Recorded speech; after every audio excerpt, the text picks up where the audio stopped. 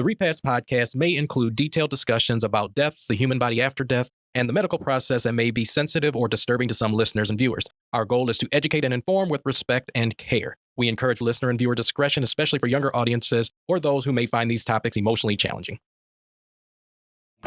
Well, I don't think people want tradition anymore. The food in the casket is crazy, because what does that symbolize? In the arrangement, in front of them, one of them pulls her breast out. She ain't nobody. She hear it all the time. Right. And I'm like, whoa. We have one where the gentleman was burying his wife, and before we closed the casket to take her to the cemetery, he wanted her underwear back. No limit to what can happen on a funeral service.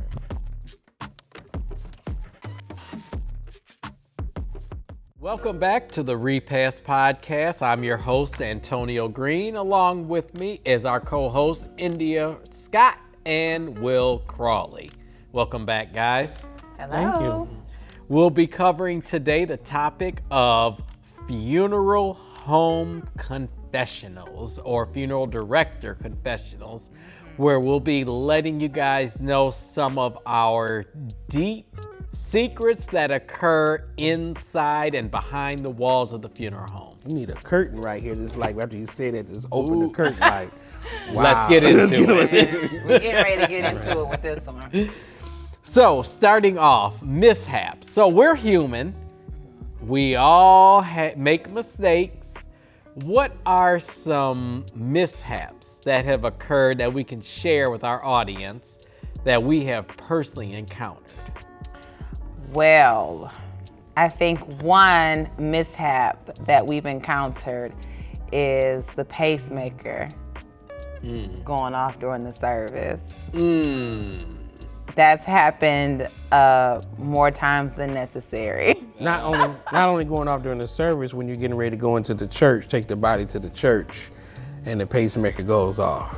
That is it's like the most cringy feeling. It's like, so like, oh my God, is this really happening right now? Like, why would this happen in this moment? But it happens.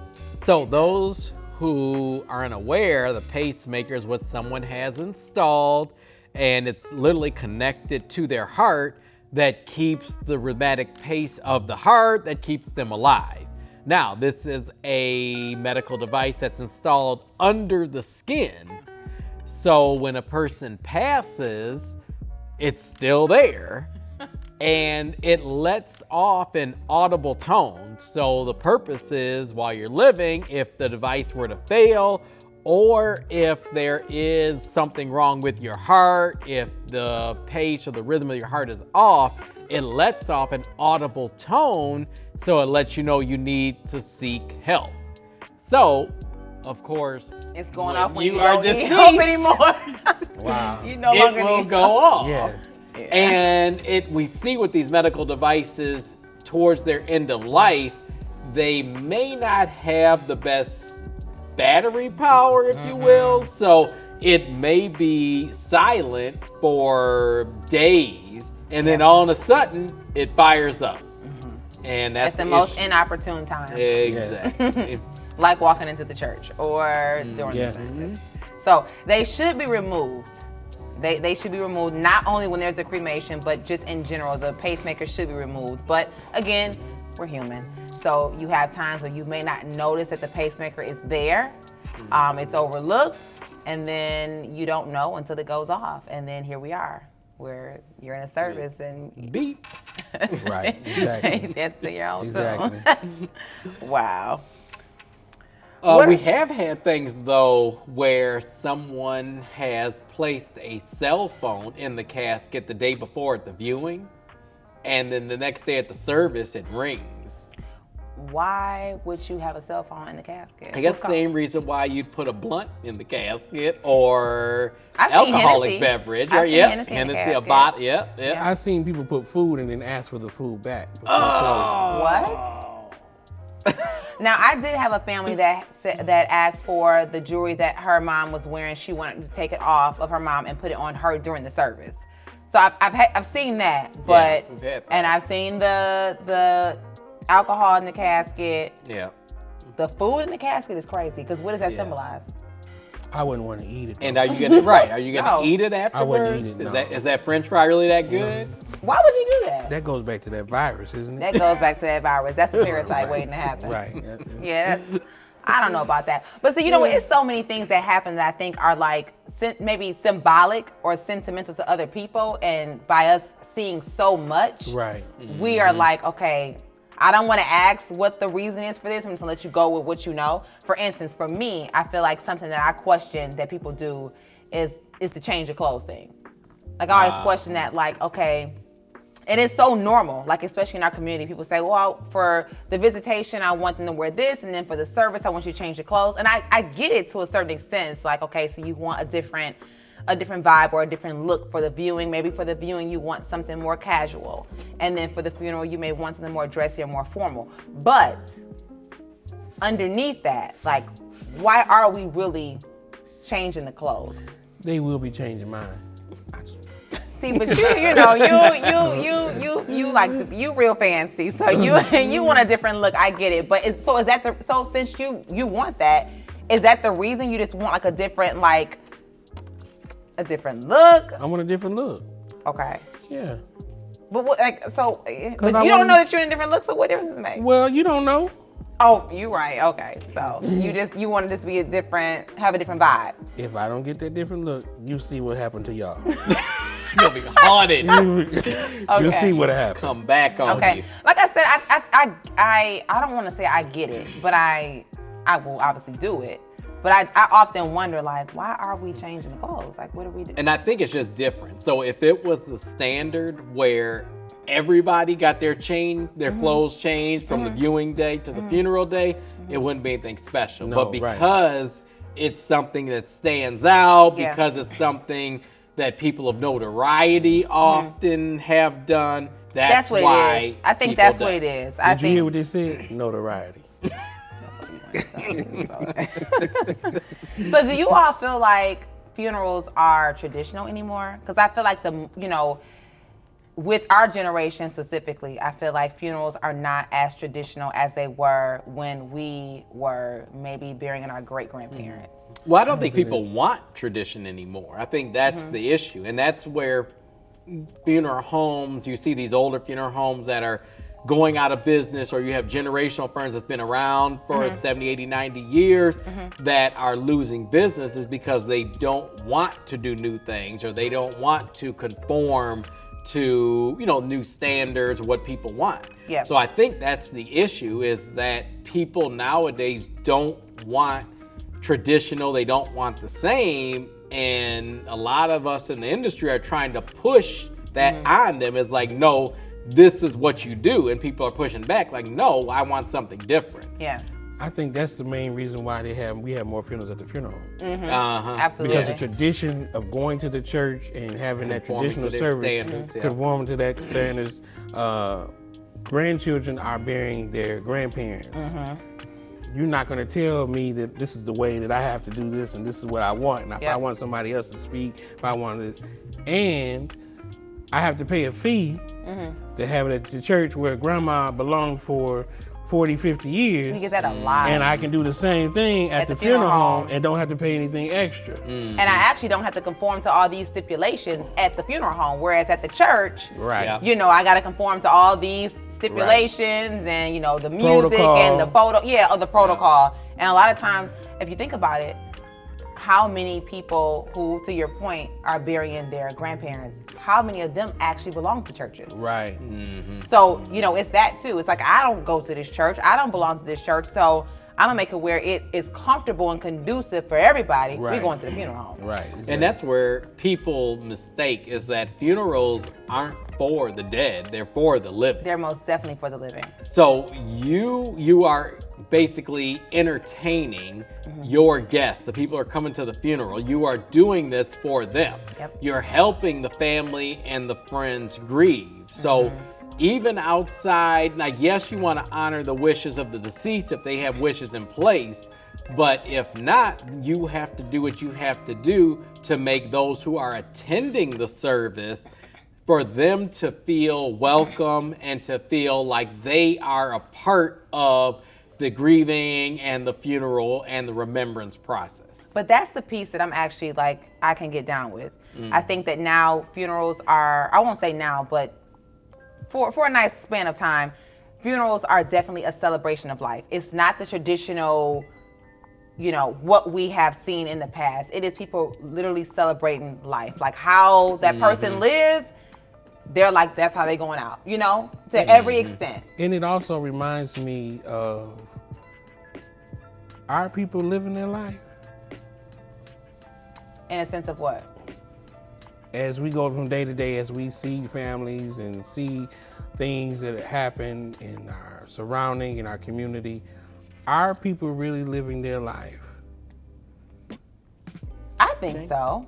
I think people are living their lives, and I think that a lot of times, if done right, the way that the celebration of life is planned, it kind of portrays how that person lives. I think that the services that we see, and we see tons of services, you see that people are really portraying the celebration of life, how that person lives. You learn a lot about a person, Yes, you do. because we don't know the people at all. Right. But when you go and you conduct a service, you learn a lot about a person just off of the service. The reason why I ask that is so much turmoil sometimes.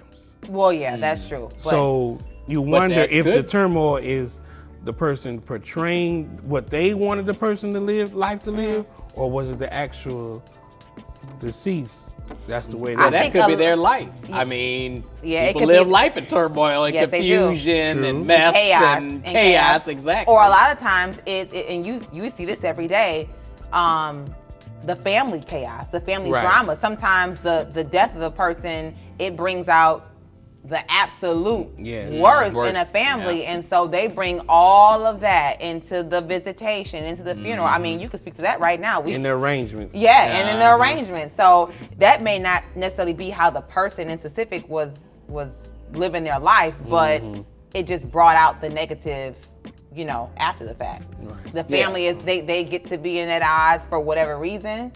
Oh, you could have a 90-year-old, grandmother pillar Yeah. the community, but the kids and the grandkids is in there about to go to blows. Absolutely. Like we deal with that all the time. Absolutely. So, but is that a reflection on grandma? Right, exactly. But it shouldn't be, but it's a reflection on the family. Yeah. Which is what people are looking at even more so than the deceased or grandma. They're looking at the family.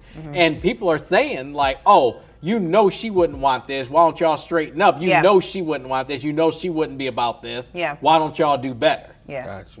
It's so interesting that, speaking to that point, how just because we all make arrangements, it's so interesting to know like how we have to turn on like this vault mode.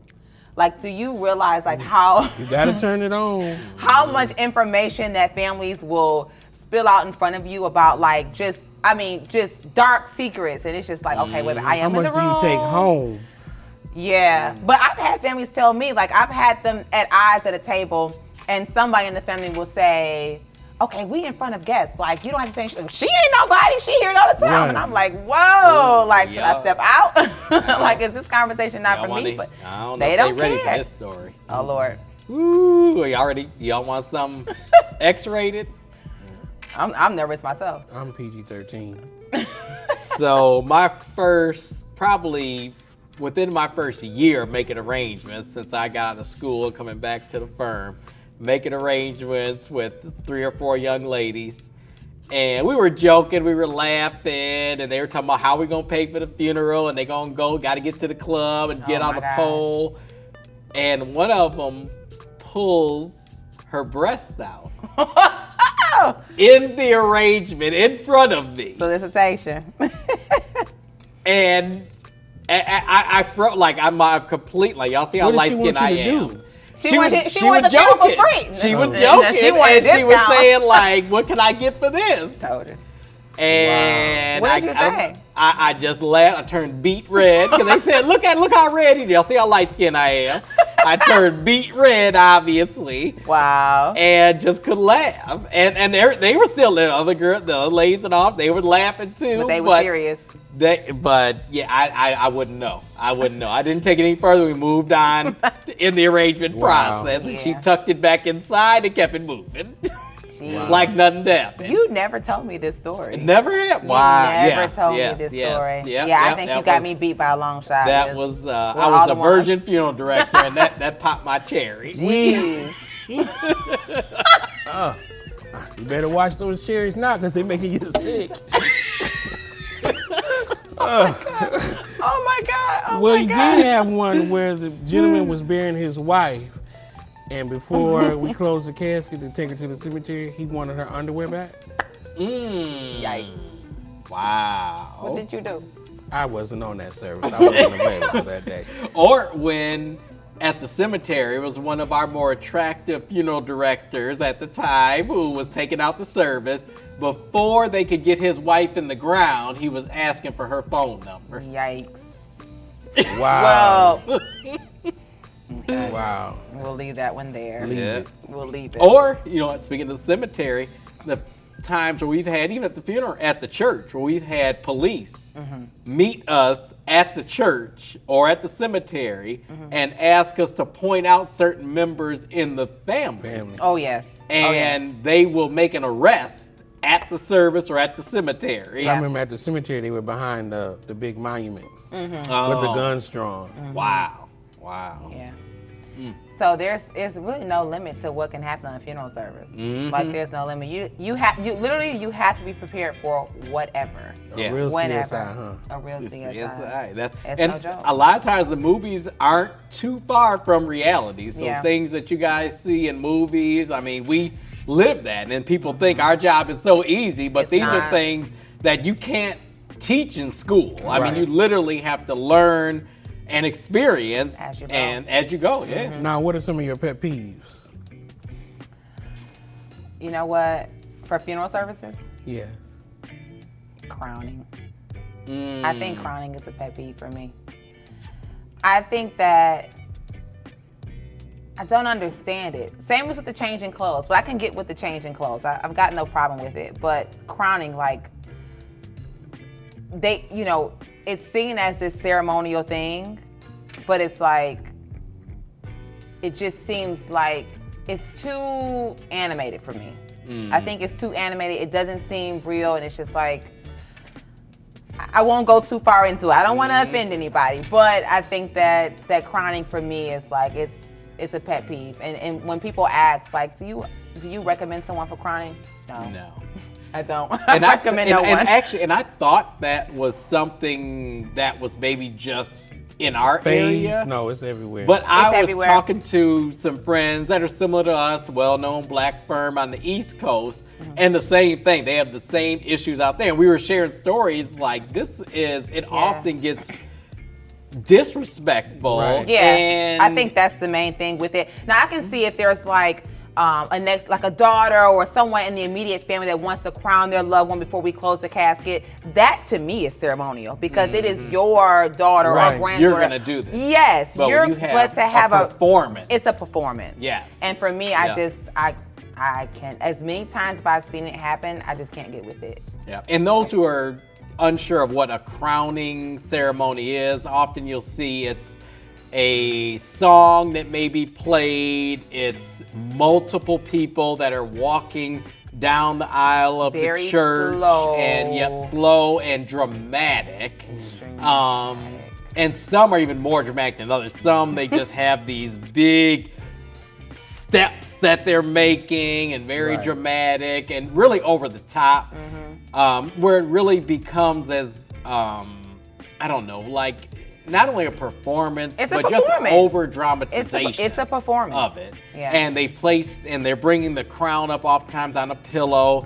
They bring up to the casket and somebody places the crown onto the person before they close the casket. So that's a crowning ceremony. But like I said, it originated from basically like a mother of the church, the matriarch of the family, and you're crowning as as them as a queen, as her As a an honorarium, remembrance, so to as speak, just right? something as to honor being them. an honor, but it's gotten to the place where it's just very over the top and almost, in my opinion, it's almost disrespectful. Where I'm sure this old lady would not want all of this going on. Like Yeah. she would want her children, her grandchildren, great-grandchildren around telling stories, Yes. not this dramatic performance of them placing a crown on her head, and probably she's never even worn a crown in her life. I think that's the part. And I think, but again, I think that it would not be seen as disrespectful if you had the family doing it. Like maybe the daughters or the granddaughter. Like you can make it ceremonial. You can make it a very beautiful thing. But when it gets to being like you're having a company, I don't know. It just it doesn't seem significant and I think to me. if it's fitting with that person too, because if you Very have true. a very low-key person who wasn't, about all that in their life, you can why have all would you this do pomp and that? circumstance, Yeah, why would you do that in death? Yeah. It has to be fitting and it has to be appropriate for the person and for the setting. Yeah. What are some of your other pet peeves? I feel like you're taking a shot at me right now. Well, I'm gonna give you one of mine. I think another pet peeve for me is when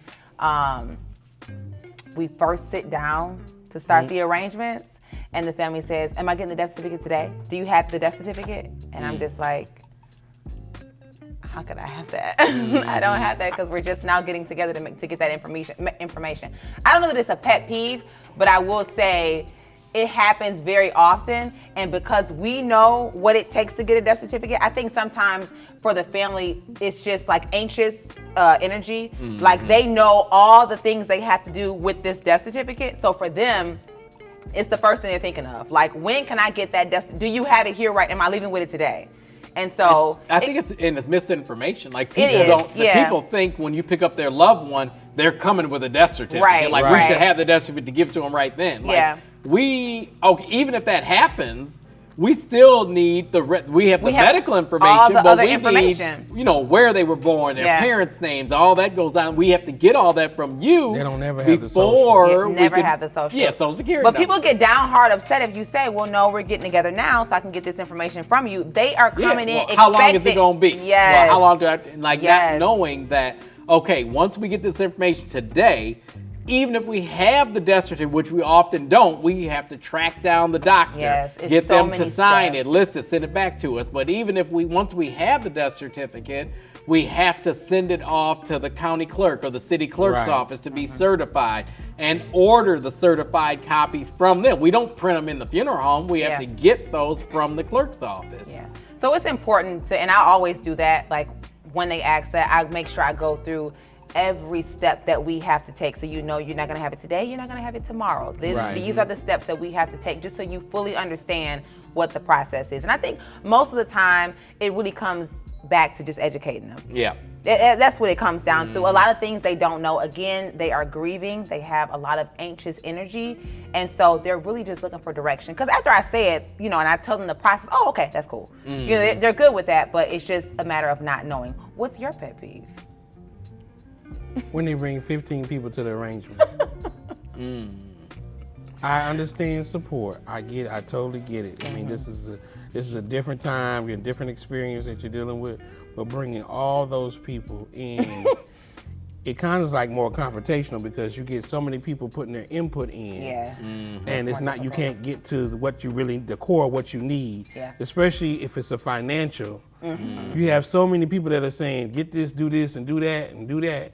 Or when you have a room full of people, but then you have that next of kin or main person that's okay, when we talk about the finances, just call me later with that. Don't talk about that right now. And it's like, see, we can't even handle the business because or you don't warn us of the family situation, or if, just like you said, talk to the financials, and you open up and say, okay, is there a policy? And then everybody's looking at each other, and well, I'm the beneficiary. What? You're not the beneficiary. I'm the beneficiary. And we're in the middle. I think people don't understand we're counselors. We're mediators, and we have to, with all the calls and the families that we see, we have to do all of that in the meantime, and still provide professional services. Or how about the families who have the family friend who's their advisor or the person who knows everything, who has made arrangements before, and I know more than the funeral director. Who brings a laptop? An Excel spreadsheet? Yes. And is typing like you, and like tells this your first thing. And tells you before you can even get to what you need to cover. They're telling you what you have to cover.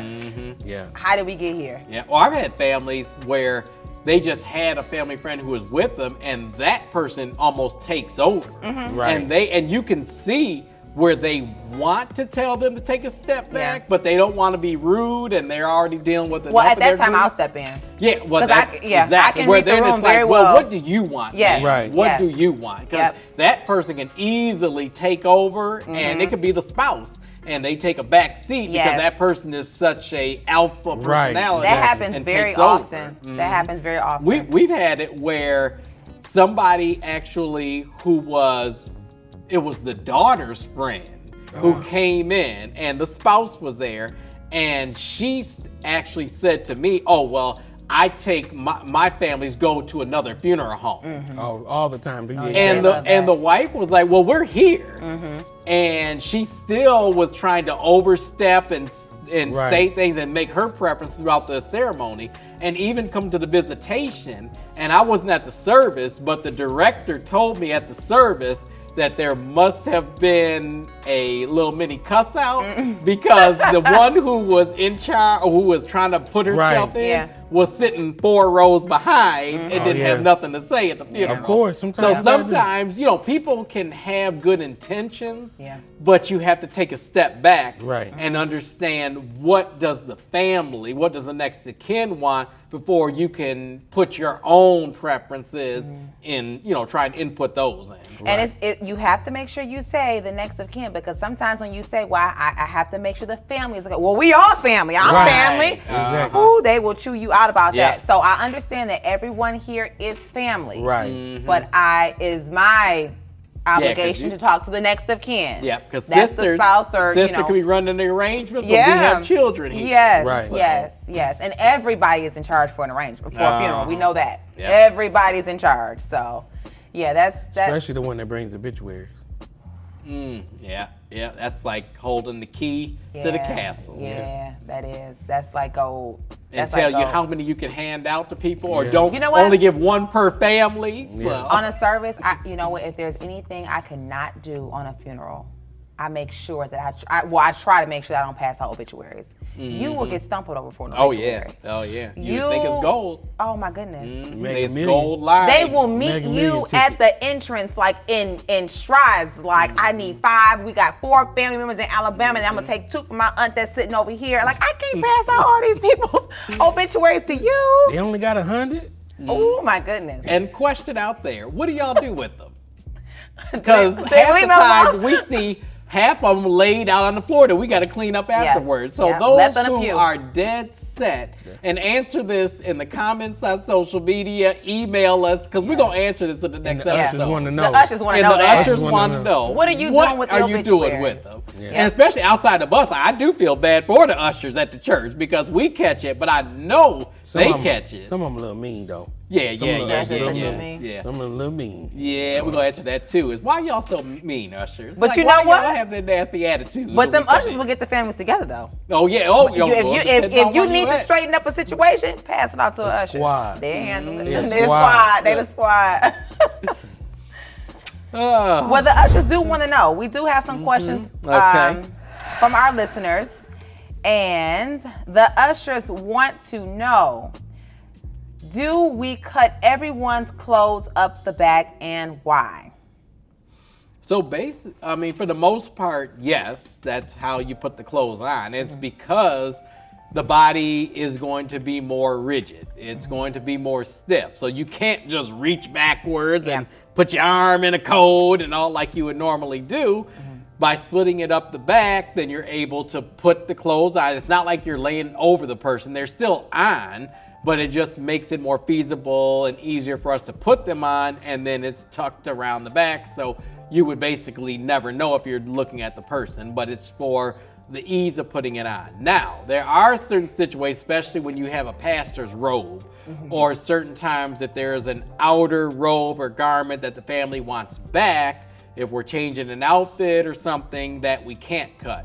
Well, then in that case, if it's big enough, like a robe, like a pastor's robe, yes, that's going to be plenty big enough where we don't have to cut it, because you can manipulate it around, even if the body's stiff or not. You've got plenty of room to move it around. So in that Motorcycle case, no. jackets I too. was gonna say motorcycle jackets, or even for infant clothes.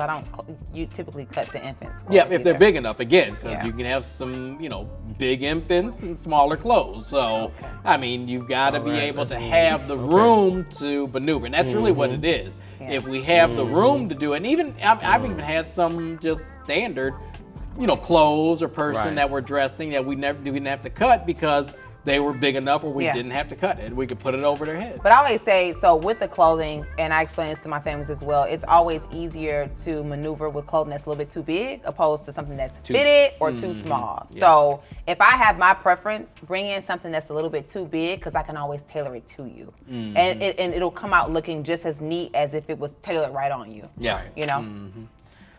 So if speaking of the bodies, do the bodies have any last movements or final breaths when they get to the funeral? Sometimes I wish they would so they could scare these people. If I had a penny for every time I heard that question, I'd be rich. Seriously. The body does not move anymore. Now, I will say there are certain procedures during the embalming process where gas is released, and that will clear a funeral home out. It'll do it. It will do it. But they're not moving anymore. Now, I did have a situation, but this was it was self-inflicted. I was attempting, this was in my beginning years. I was attempting to raise an artery, and it was a tendon. And the arm kind of like popped up. Yep, made the jerk. Oh my goodness. Yeah. Oh my goodness. I wasn't ready for that yet. But again, that was self-inflicted. So no, there are no last movements. And those who are unfamiliar with embalming, there are procedures where you raise a vessel, an artery, that we inject through. So there are multiple points where you can inject the body and arteries in the body. So you can raise an axillary artery. Which is what I was raising. Yep, At that which time. is in the, that upper arm area. Yes, to distribute fluid throughout the arm Throughout and the hand. arm. And especially when you're newer, you can confuse an artery with a tendon. So if you go to pull that vessel or raise that vessel, You're going to pull a little bit more than that vessel. and it's a tendon or a muscle, then naturally everything's still connected. Yeah. That will cause, everything connected to raise up as well. So. Yes, very much so. Wow. Or even falling off. Like you could have, your position when you're embalming, you position the hands. And I mean, things happen and the hand can slip. So we've had it where, you're embalming the body and the hand just slips. So all of a sudden you're embalming and the hand just arm falls off. Right. And you're looking like, okay, am I running? What just happened here? Like, Don't run. especially if you're there by yourself and it's Yeah. at night. It's like everything starts running through your mind and you're like, okay, let me calm down. Let me refocus. What's going on right now? Yeah. Right. I think it's all in being comfortable with what you're doing. I mean, because it obviously now it happens very often, but when you know the anatomy of the body, when you know what is or is not possible, then you're a lot more calm. But when you are in those beginning years, I mean, anything can freak you out. Yep. Anything will freak you out for sure. So, yeah, but no final movements. I think before they get to us, thankfully, they've made all those final movements. What about polish? So, of course, fingernails are going to be polished, but what about toenails? I got that question.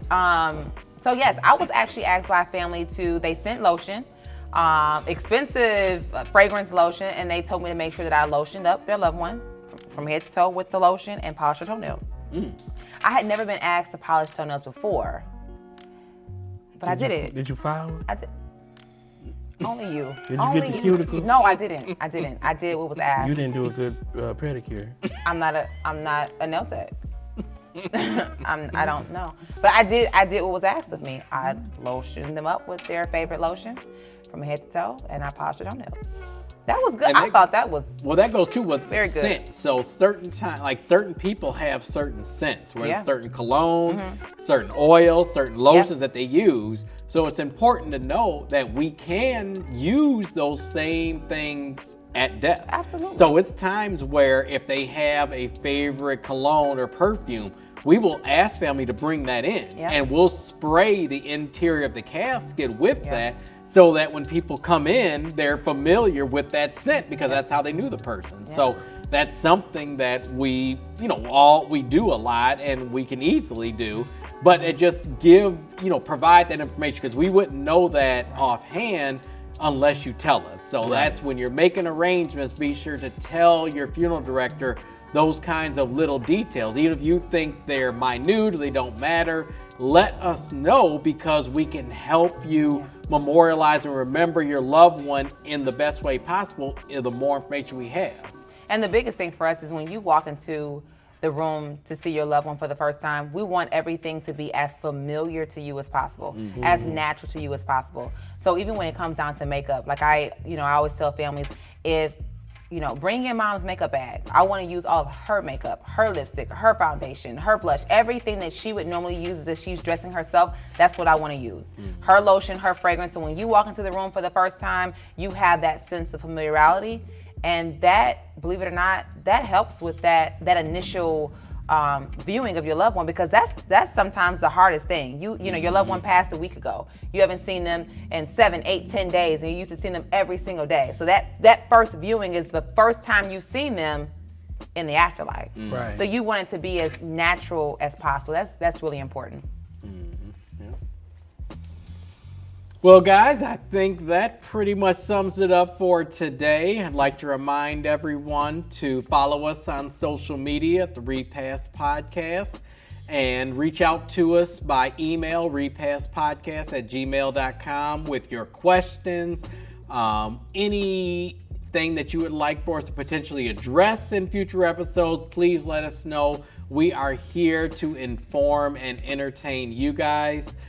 Please like and subscribe to those channels on YouTube, Instagram, and Facebook, or wherever you may find us. And we'll see you next time at the Repast Podcast.